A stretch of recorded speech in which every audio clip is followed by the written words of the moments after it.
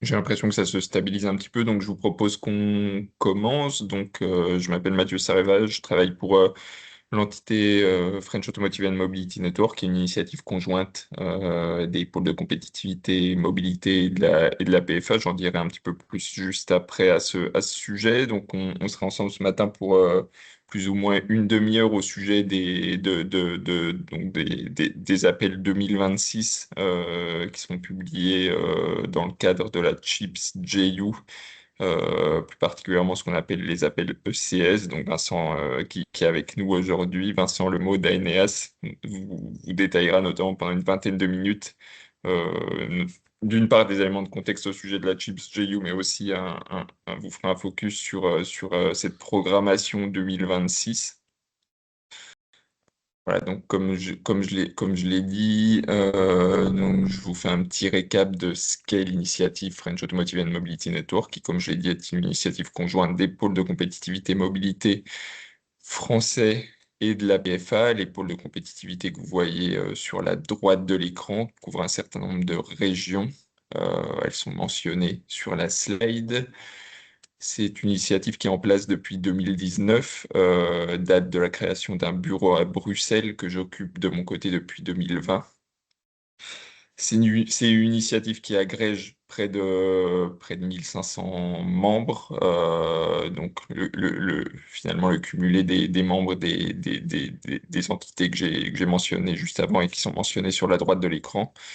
Une grosse partie de PME aussi, qui est une particularité aussi de notre écosystème. Et puis, comme je l'ai dit, 7 régions couvertes et elles sont mentionnées sur la droite de l'écran aussi.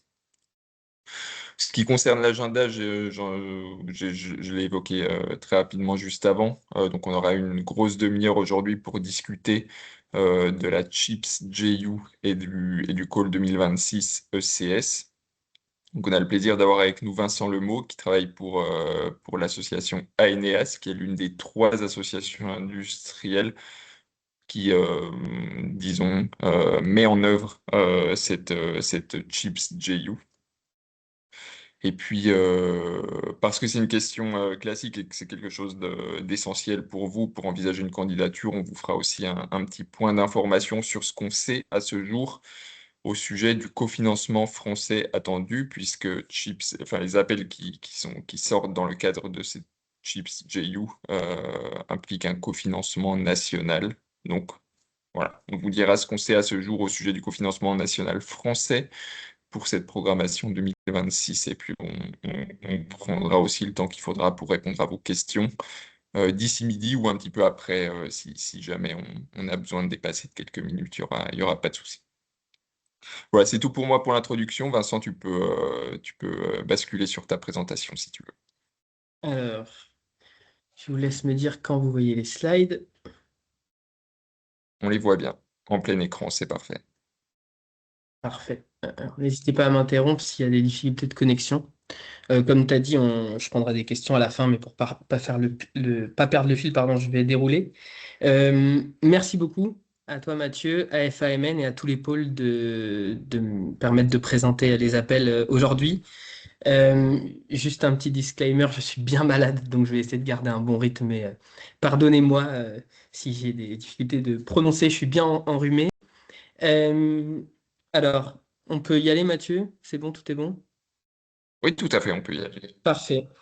Alors, merci à tous d'être là. Je m'appelle Vincent Lemot, je travaille chez Eneas, qui est qui est l'association européenne qui représente toute la chaîne de valeur des composants et systèmes électroniques en Europe. Ça fait qu'on a 580 membres sur toute la chaîne de valeur et dans tous les pays européens, donc des matériaux jusqu'aux différentes applications qu'on va évoquer aujourd'hui, notamment la mobilité. Et à ce titre, on est au bord de la ChipsGU avec les associations EPOS et Inside. Avant de dérouler mes slides, dire que j'ai 4 messages aujourd'hui pendant mes 20 minutes. Premier message, de nombreux sujets R&D que vous traitez en tant qu'acteur de la mobilité peuvent être menés et soutenus dans le cadre de la Chips Joint Undertaking. Je vais essayer de décrire précisément quels sont ces sujets parce que je sais qu'autour de la table aujourd'hui, beaucoup d'entre vous répondent à des appels européens. qui sont lancés notamment dans le cadre des partenariats To Zero, SICAM, Bad4EU. Donc tout ça est très complémentaire, mais du coup, aujourd'hui, il faut que vous compreniez qu'est-ce qui peut rentrer dans le cadre de la Chips GU. Et je vais le faire en donnant un aperçu de l'agenda de recherche et des projets qui ont déjà été financés. Deuxième message, il y a des opportunités qui sont disponibles du coup dès 2026. Donc moi, je vais le dire en présentant le programme de travail de cette année. Évidemment, ça dépend aussi du financement français, mais ça, je vais laisser le soin à Mathieu d'en parler. Troisième message, dire qu'il faut aussi voir plus loin que cette année, puisque, comme vous le savez certainement, un nouveau cadre de financement arrive pour la période 2028-2034. Ce que je souhaiterais, c'est en quelques minutes vous donner un aperçu de ce qui se trame et de ce qui a été présenté déjà par la Commission européenne, parce que je pense qu'en tant qu'acteur de la mobilité, ça va vraiment vous intéresser. Et mon quatrième message, ce sera vraiment utiliser au mieux vos adhésions aux associations industrielles, utiliser au mieux les opportunités d'accès à l'information qu'elles donnent, d'influence, de networking, de soutien au montage, parce que c'est ce qui va vous permettre de monter à bord de ces initiatives qui, j'espère, seront financées. Et à ce titre, je l'évoquerai plus tard, une adhésion à Nextmove, à Cara, à ID for Mobility, etc., à FMN aussi en tant qu'entité, et à Eneas, tout ça est très complémentaire. Donc voilà mes 4 messages. Je passe à la slide suivante et on est parti. Alors, voici l'architecture de financement des composants et systèmes électroniques en Europe. Je ne vais pas le détailler, juste vous dire que pour la ChipsGU, on parle de coopération transnationale parce qu'on est sur du projet européen et que quand on est un partenaire dans un projet, le financement est de son État membre et de l'Europe. C'est ça qui est à retenir sur cette slide. Et c'est ça notre sujet aujourd'hui. Sachez juste que la ChipsDU, c'est tripartite, c'est-à-dire que une organisation tripartite, c'est-à-dire qu'il y a la Commission, les États membres qui sont au board, et il y a l'industrie, évidemment, qui contribue. Et pour représenter l'industrie, comme je l'ai dit tout à l'heure, Eneas est au board avec EPOS et Inside. Et donc, c'est à ce titre que je parle aujourd'hui, puisque en tant que membre du board, on définit les orientations stratégiques en lien avec nos membres, et puis très concrètement, on contribue aux programmes de travail qui sont lancés chaque année. Pareil, cette slide, je la montre et elle est très détaillée parce que je vous les enverrai après. Mais juste ce qu'il y a à retenir, c'est qu'aujourd'hui, on va traiter du point 1, le programme d'appel à projet classique de la ChipsDU lancé chaque année et appelé ECS. La partie Chips for Europe, j'ai mis un tableau, mais je ne le détaillerai pas aujourd'hui. Donc, on va traiter du programme de R&D dans le cadre de la ChipsDU. Si vous voulez, dans le cadre de la ChipsDU, il y a des appels qui sont ce qu'on appelle bottom-up, donc très ouverts, et il y a des focus topics vraiment dédiés à une thématique particulière. Mais pour ces appels bottom-up, il faut évidemment une base, et cette base sur laquelle, enfin, les défis auxquels vous allez devoir répondre dans le cadre de ces appels bottom-up sont définis dans ce document qu'on appelle donc l'ECS-RIA, qui est l'agenda de recherche européen sur les composants et systèmes électroniques. En fait, ici, c'est important de le noter, on ne définit pas des priorités. Dans ce document, on définit les principaux défis pour l'industrie, les efforts de R&D nécessaires pour relever ces défis et l'impact attendu. C'est un très beau document, je vous conseille vraiment d'aller le lire. C'est un travail qui est mené annuellement, qui est conjoint avec 300 experts de l'industrie et de la recherche qui y contribuent. Et c'est intéressant d'y aller parce qu'au-delà d'être la base des appels à projets, ça permet de comprendre l'écosystème, les technos, les tendances, d'identifier des opportunités de marché, de partenariat, etc. Et c'est aussi important que vous y contribuiez parce que il faut vérifier que vous, votre travail est identifié là-dedans. Et si ce n'est pas le cas, il faut contribuer pour assurer la visibilité de ce travail et son futur financement. C'est pour ça que j'ai mis le QR code, parce que le QR code vous mène vers un lien de contribution qui est ouvert en continu, sur lequel vous pouvez faire une petite remarque, tout comme une grande contribution. En plus de ça, il y a une consultation qui est ouverte chaque printemps et dont les dates seront bientôt annoncées. Donc, Je vais évoquer sa structure parce qu'encore une fois, c'est sur cette base que vous allez devoir répondre aux appels bottom-up. Alors, il y a différents chapitres. D'abord, en bleu, vous voyez qu'il y a des chapitres dédiés aux couches technologiques fondamentales, donc en remontant la chaîne de valeur, des process jusqu'au system of systems. Euh, Vous voyez également qu'on va identifier des technologies transversales en mauve, donc qui infusent dans tous ces chapitres et qui sont interdépendants. On va parler d'edge computing, d'IA évidemment, de connectivité, de design, mais aussi de thématiques importantes comme la fiabilité.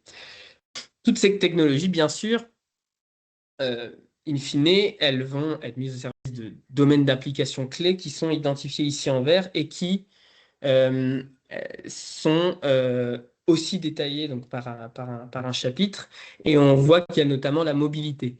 Euh, Encore une fois, aujourd'hui, je vais parler surtout de mobilité, mais je connais la liste des participants aujourd'hui et je sais que certains d'entre vous pourront tout à fait répondre au sujet mobilité comme à d'autres sujets.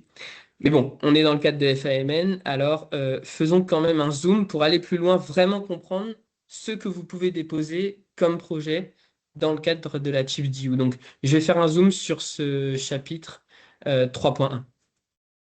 Euh, Est-ce que vous m'entendez toujours, juste pour vérification? Oui, tout à fait, on t'entend bien. Oui, super, parfait. Alors, merci. Le chapitre mobilité, vous allez voir qu'il y a en son sein 6 défis.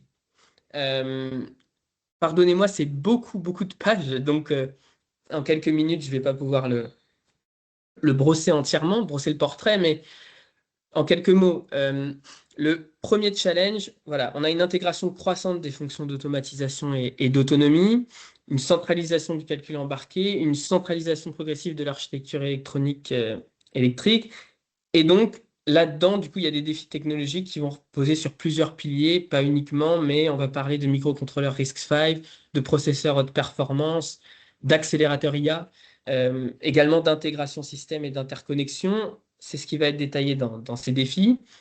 En deuxième, évidemment, ce qu'on appelle le software defined vehicle nécessite donc des mises à jour over the air, des applications cloud vehicle qui, donc d'ailleurs, pour des raisons à la fois de confort et de sécurité, c'est détaillé là-dedans.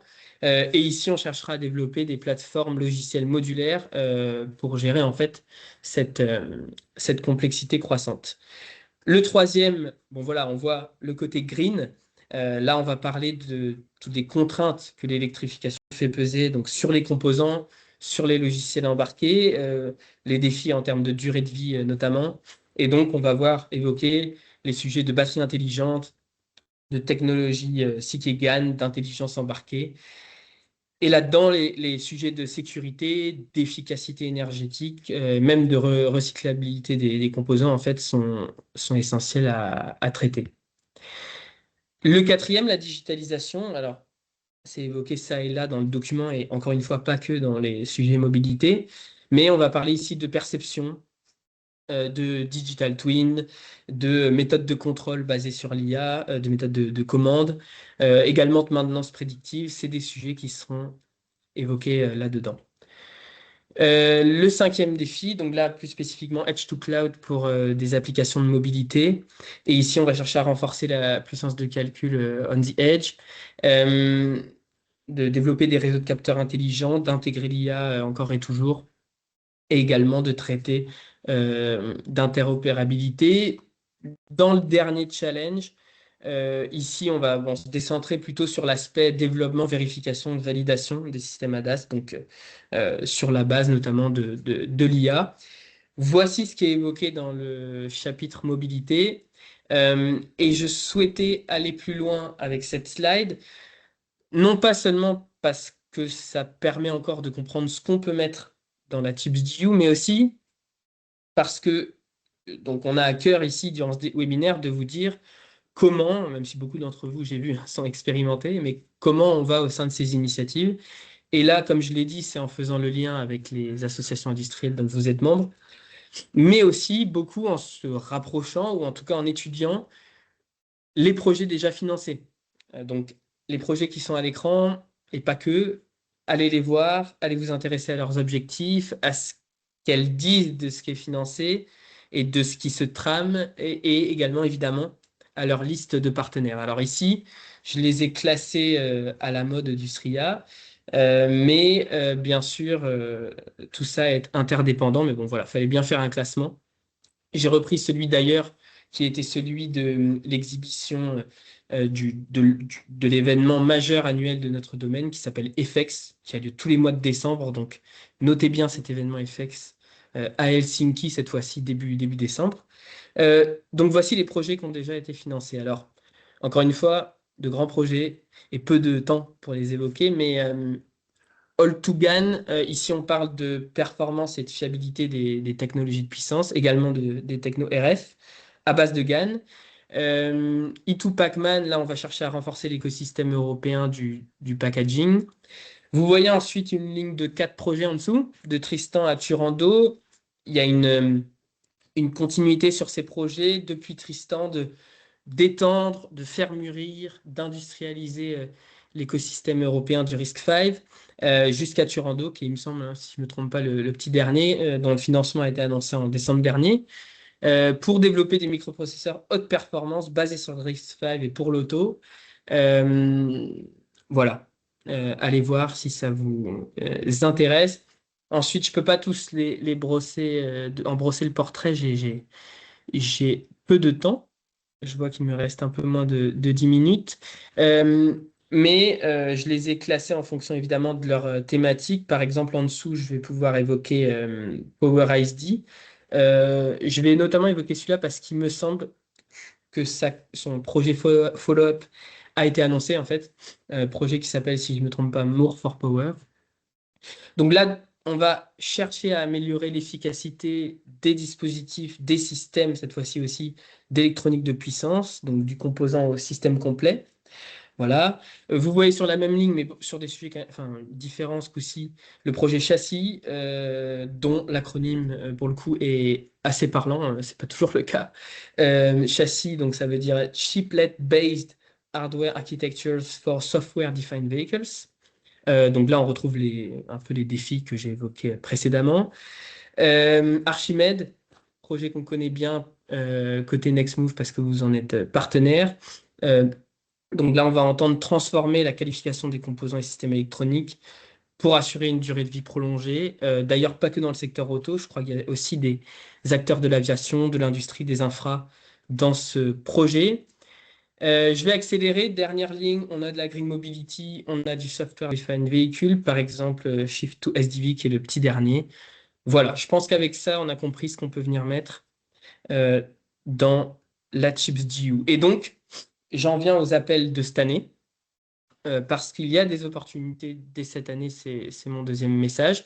Alors là, on va oublier ce qui est en rouge, c'est des CSA, c'est un peu différent. Moi, je vais me concentrer sur le vert et le bleu. La différence, c'est en termes de TRL. En vert, les appels RIA, TRL un peu plus faible, et en bleu, les appels IA, TRL un peu plus élevé. Euh, Côté RIA, on a un appel, comme je l'ai dit, bottom-up. Et là, euh, je fais référence à l'agenda de recherche pour que vous puissiez vous guider. Et des appels qui ne vous concernent pas forcément, en tout cas pas aujourd'hui, dédiés. Côté IA, de nouveau un appel bottom-up, mais également là plus de focus topic dédiés et plus de focus topic qui pourront vous intéresser, notamment Power Electronics et Photonics. J'évoquerai malheureusement pas celui sur le Software Defined Vehicle parce qu'il a clôturé cette semaine, mais c'est important de dire qu'il y en a eu un parce que dans l'appel bottom-up, vous ne pourrez plus venir traiter de ces sujets. Ça, c'est les appels sur l'autre pilier de la TIPS Tips for Europe. Je vous laisserai regarder ça et revenir vers moi si vous voulez plus de détails sur cette partie. Mais donc, restons sur la partie ECS et parlons des appels bottom-up. J'ai déjà expliqué ce que c'était, juste mentionner que c'est en 2 étapes. Une proposition courte qui clôture le 7 mai, une full project proposal le 17 septembre. Euh, donc là, on est sur la RIA, donc sur des TRL autour de 3-4. La contribution, donc a priori de l'UE, est de 12 millions par projet. Le modèle de la CHIPS GU fait que normalement, donc, les États membres viennent mettre en face à peu près le même montant. Ok. Donc, voilà le modèle. Au vu du budget total, peut s'attendre à 3-4 projets sélectionnés. Vous voyez également les taux de financement en fonction de votre type d'organisme qui sont mentionnés. Ici, comme on n'a pas eu de focus topic sur la mobilité, vous voyez que tous les major challenges sont ouverts. Donc, vous pouvez venir traiter de mobilité sans restriction. En revanche, sur l'IA, alors là, même deadline, même logique concernant le financement, sauf qu'on va plutôt être sur une contribution de mieux de 15 millions, sur laquelle les États membres vont venir abonder. Là, on sera plutôt autour de 3 projets sélectionnés. Euh, Encore une fois, IA, donc TRL autour de 5,8. Vous voyez les taux de financement un peu plus faibles. Ici, on va pouvoir venir traiter de mobilité, mais pas sur les Major Challenge 1 et 6. C'est normal. Si on le souhaitait, on pouvait répondre à l'appel qui a clôturé cette semaine. Voilà pour les appels bottom-up. Alors, je vais faire vite sur cela. Juste dire qu'il y a des appels à projets spécifiquement dédiés sur Power Electronics. Et là, je remercie Mathieu d'avoir fait une note de veille là-dessus. Donc j'ai repris la traduction des termes. Euh, Encore une fois, c'est parfois fastidieux d'aller dans le SRIA, mais il faut le faire, comme je vous l'ai dit. Par contre, les focus topics ont cet avantage d'être assez courts et très clairs sur ce qu'on attend. Donc, vraiment, allez voir le texte. Mais sur ces sujets, on parle de Power Electronics, pas que pour la mobilité, mais on parle de sécuriser l'amont, d'accélérer le time to market. On parle de conception et puis, in fine, d'aller vers l'industrialisation de ces technologies wide band gap. Euh, mais on parle également de packaging avancé, d'intégration hétérogène, euh, etc. Et comme je l'ai dit, pas mal des projets que j'ai montrés euh, euh, traitaient aussi d'électronique de puissance, mais on veut mettre l'accent sur Power Electronics cette année. Euh, Également, pareil, sur la photonique, un appel dédié. Je vais pas revenir sur tous les détails. Dire que pour celui-ci, photonique, comme le précédent Power Electronics, on est bien sur une IA, hein, donc sur des TRL plus hauts, autour de 5,8. Quand je dis contribution de l'UE 10 millions par projet, rappelez-vous que du coup, en face, on a à peu près le même montant côté État membre. Et cette fois-ci, on est sur un dépôt en une étape, en fait, avec cette fameuse deadline du 17 septembre, qui est géniale parce qu'elle est juste après l'été. Donc, c'est super. Euh, voilà pour les calls. Euh, je voulais aller un peu plus loin, faire une ouverture pour conclure mon propos. En fait, en vous disant, voilà, il faut évidemment voir au-delà de ce programme 2026. Il y a un nouveau cadre de financement qui arrive et je vais vous présenter des slides qui sont de la Commission européenne que j'ai vu présenter quand même là plusieurs fois avec le même message et je pense que particulièrement dans le cadre d'un webinaire FAMN, ça peut résonner. Pourquoi? Parce que donc du coup il y aura un nouveau CHIPS Act, le CHIPS Act 2.0 qui n'est pas qu'un programme de recherche. Mais évidemment, ça va infuser le programme ChipsView qui est lié, puisque nous, aujourd'hui, on se situe vraiment dans le pilier recherche du CHIPS Act. Donc, la commission a présenté un narratif. Bien sûr, tout cela n'est pas encore finalisé, mais quand même, il y a une volonté de marcher sur deux jambes. Donc, bien sûr, si je pars de la droite, on voit qu'il y a la volonté d'être dans la course pour tout ce qui est AI chips, pour tout ce qui est soutenir notre écosystème fabless, etc. Et ça va se faire aussi en lien avec d'autres partenaires stratégiques que peuvent être, par exemple, le Japon et la Corée. Et à ce titre, Eneas est partenaire d'un projet qui vise à conseiller la Commission sur les partenaires stratégiques à avoir au niveau international. Et encore une fois, si vous êtes international, n'hésitez pas à revenir vers moi sur ce sujet. Donc, bien sûr, on veut rester dans la course, mais il y a aussi la volonté d'appuyer sur les forces qu'on a au niveau européen. Évidemment, notre grande base de recherche, évidemment, tout ce qui est ne moins avancé, mais pour les applications donc, comme l'automobile, où on est leader, etc., etc. Vous connaissez nos forces, mais il y a la volonté d'appuyer dessus. Et c'est d'autant plus intéressant de dire ça que on va vouloir, dans le CHIPS Act 2.0, et donc dans le programme CHIPS DU certainement, rapprocher notre écosystème des composants et systèmes électroniques de la demande, et donc des différentes verticales. Et vous voyez qu'elles sont bien bien mentionnées ici, et que malgré l'absence d'ordre alphabétique, l'auto est tout en haut. Et on comprend, parce que si vous avez vu le nom des calls déjà cette année, sur le Power Electronics et le Photonics, c'était marqué renforcer nos forces. Voilà.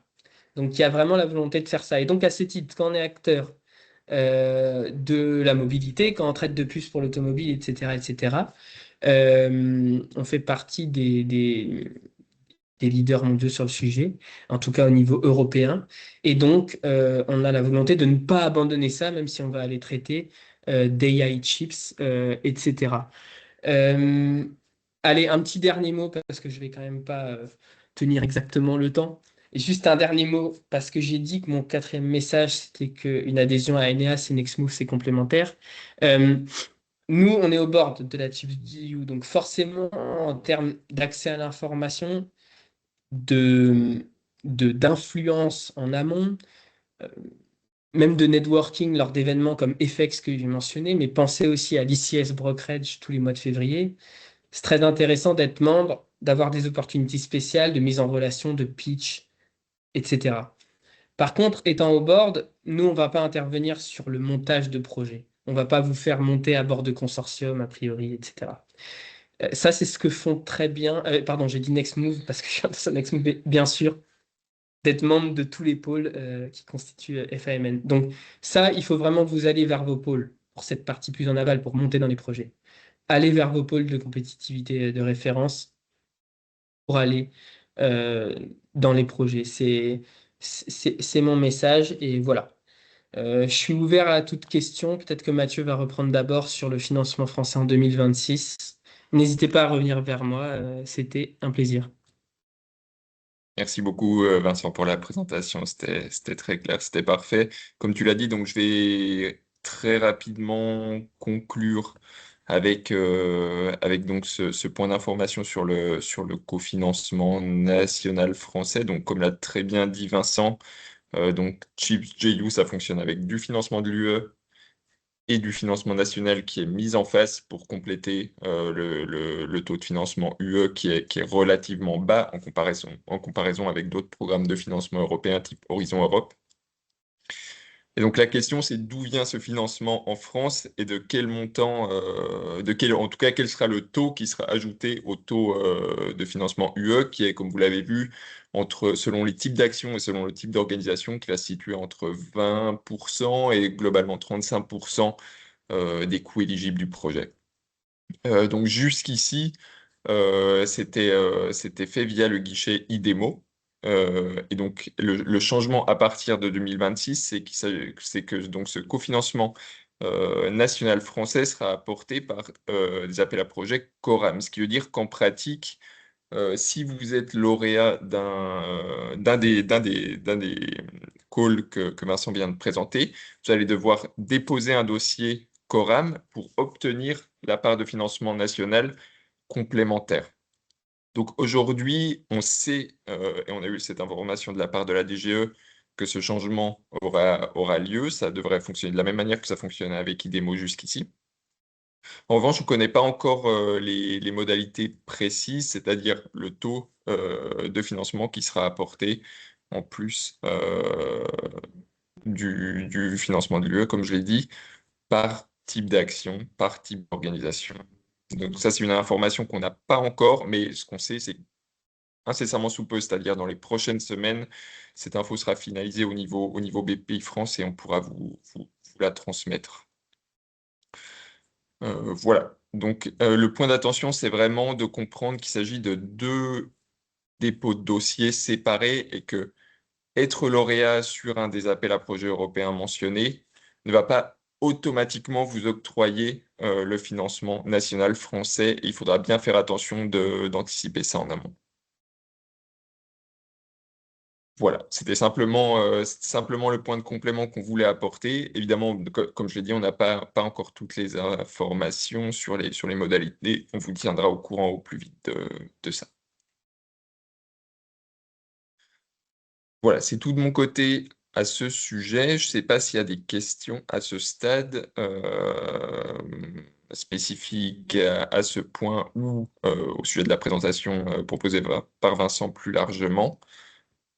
Si c'est pas le cas, j'aurais, en tout cas moi de mon côté, deux questions au minimum. Une, alors Vincent, si ça te va, je peux les poser les deux d'un coup et puis comme ça ensuite tu peux répondre. Ça nous permettra de gagner un peu de temps parce que on a déjà dépassé un petit peu le temps prévu pour le webinaire. La première, très pratico-pratique, la question classique que se posent les adhérents en général et ça de plus en plus au fil des années, puisque c'est de plus en plus un sujet, c'est le niveau de compétition sur les appels à projets, le nombre de propositions soumises par appel, le taux de succès moyen. Voilà, globalement, où on en est avec ces appels-là, quelle est ton analyse depuis quelques années, notamment versus les appels Horizon Europe classiques? Est-ce qu'il s'agit plutôt de gros consortiums? Est-ce qu'il y a plutôt beaucoup de propositions? Est-ce que ça varie selon les types d'appels, que ce soit bottom-up ou sur les focus topics? Et puis, deuxième question, là, plutôt relative à la dernière partie de ta présentation. Donc, je comprends au travers de ce que tu as mentionné, c'est-à-dire le Chips Act 2.0, qu'on aura probablement donc une continuité avec Chips JU en 2028 et sur la future, enfin, sur la future programmation. Donc, potentiellement donc un Chips JU 2, du coup à partir de 2028. Est-ce que tu confirmes ça? Est-ce que c'est ce que la commission prévoit de faire? Et quel sera le point de synergie avec Automotive JU qui est aussi en préparation et qui sera un petit peu la fusion de tous les partnerships automotifs qui existent aujourd'hui?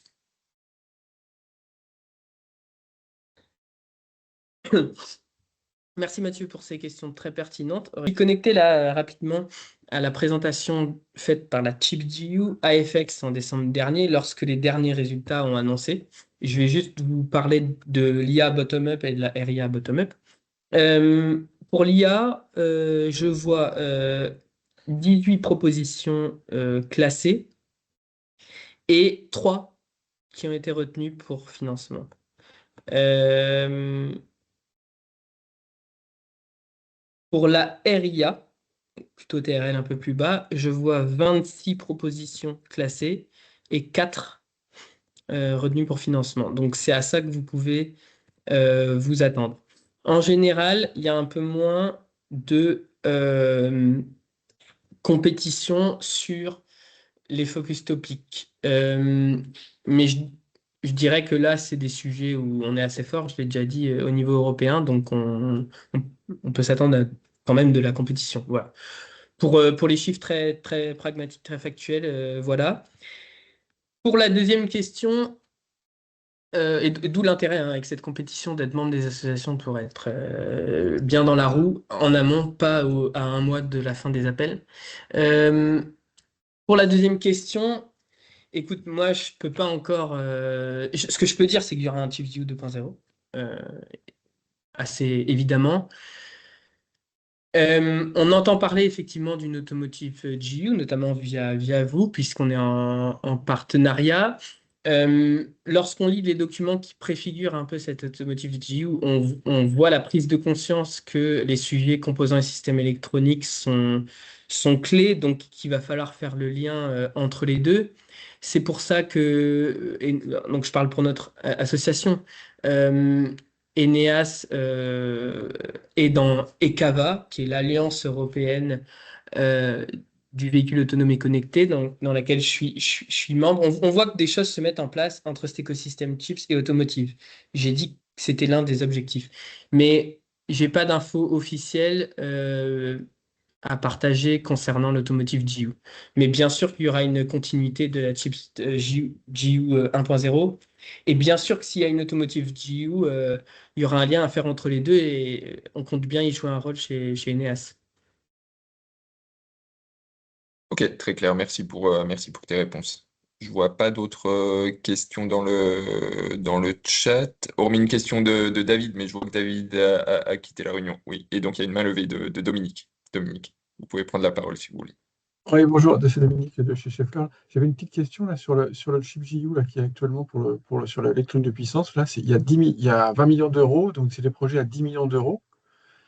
C'est bien moins que ce qu'on avait avant, non? Quand vous parlez de avant, c'est... Bah, par exemple, ces projets Archimède, Icône, etc. On est sur des projets de 10 millions. Alors, si je ne me trompe pas, Archimède a été financé sur l'appel bottom-up, euh, qui a des budgets, comme vous pouvez le voir, un peu supérieurs. Donc 10 millions, encore une fois, c'est la contribution de l'UE. Il faut mettre en face la contribution des États et le fait qu'il y a du coup de... Enfin, c'est pas financé à Mhm. 100%. Euh, voilà, Mais c'est c'est un le même peu... niveau. C'est le même niveau que d'habitude. Si on voit que, par exemple... Ouais, enfin, en fait, là où je suis un peu en difficulté de répondre, c'est que les focus topics, c'est quelque chose qui a plus émergé récemment, qui a été débattu. On ne savait pas trop il y allait en avoir cette année, donc c'est difficile de comparer. Ce que je peux dire, c'est qu'au global, sur les appels, le budget est maintenu, voire si on se met sur une perspective 5 ans, a été quand même très fortement augmenté. Voilà.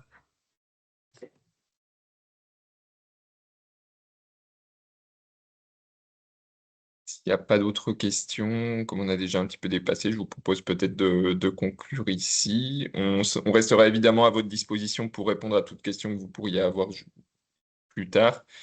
Donc, comme j'ai dit, je vous enverrai juste après, donc dans l'après-midi, les slides. Et je mettrai évidemment Vincent en copie de l'envoi pour que vous puissiez contacter Vincent, mais aussi les collègues des pôles de compétitivité qu'on a mentionnés au début, si vous avez des questions. Un grand merci Vincent pour ta présentation qui était très claire, pour avoir partagé toutes ces informations. Et évidemment, merci à tous pour la participation. Merci. Merci Mathieu, merci tout le monde. Merci, bonne journée. Au revoir. Au revoir. Merci, Vincent. Merci, bonne journée. Merci, au revoir.